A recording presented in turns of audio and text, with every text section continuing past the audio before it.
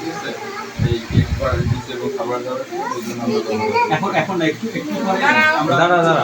ঠিক আছে, তারপর একটু গান করবো। এখন নাচ সরাও। রেডি 1 2 3 সবাই না?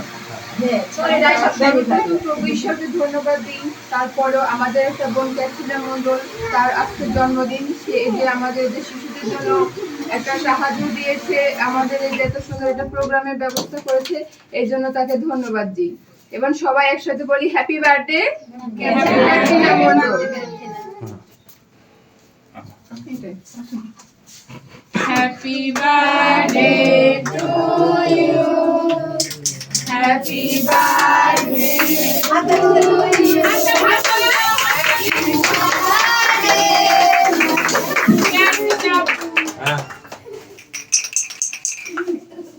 এখন আমরা কেক কাটবো। কেক কাটার পূর্বে আমি অনুরোধ করব জনসন আমাদের জন্য প্রার্থনা করবে। আমরা প্রার্থনা করি একটু,